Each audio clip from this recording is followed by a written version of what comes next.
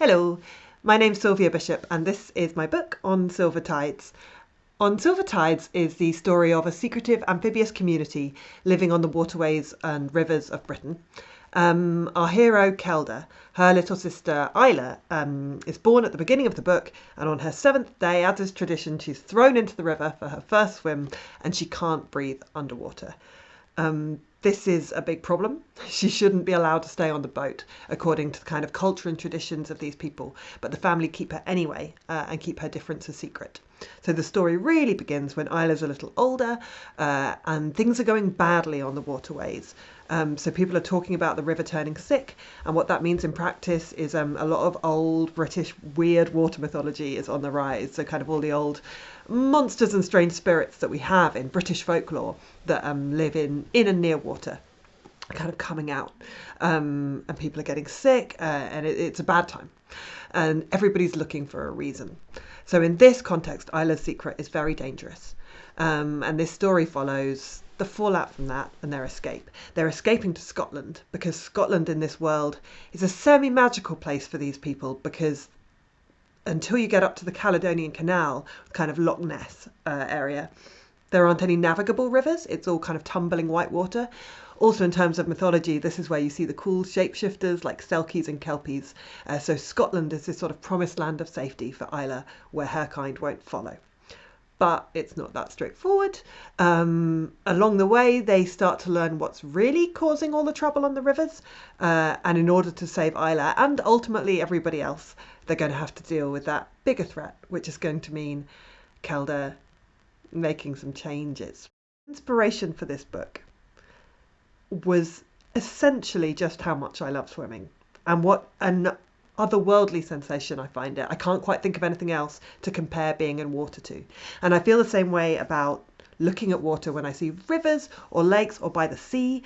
It's just sort of magical to me in a way that nowhere else just on land quite is. It feels like it's out of a fantasy book.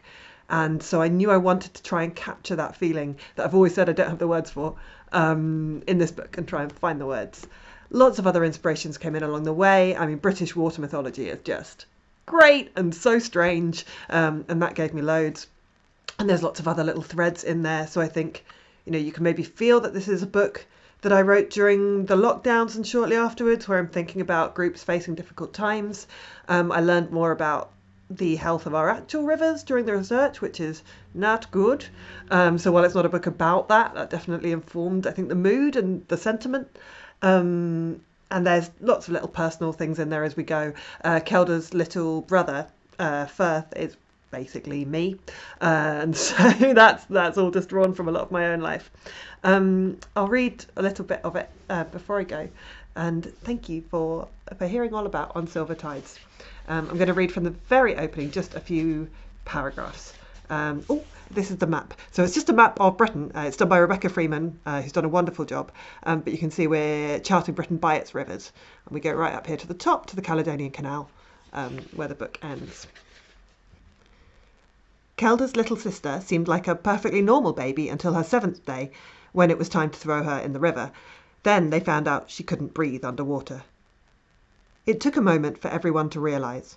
When Kelda's mam emerged with the baby in her arms, the family were all waiting at the side of the boat, and they threw petals and cheered, and Uncle Abe struck up something complicated and twirly on his fiddle. But then she handed the baby up to Kelda's father, and the little body was very still and tinged a strange grey-blue, and everyone stopped cheering. The fiddle carried on, unfurling reels like streamers, because when Uncle Abe was playing, he stopped really paying attention to anything else. Somewhere from an islet to their left, a reed warbler answered him. Normally, Kelda's family were quick to respond to danger. They knew how to fix a boat's engine and bail out and mend a leak. They could handle nymphs and grindelow without breaking a sweat. They knew the cures for every kind of riverworm and parasite. But none of them knew anything about drowning. That's how it begins. I'll leave it there. Thank you so much, and I hope you enjoy On Silver Tides. Bye.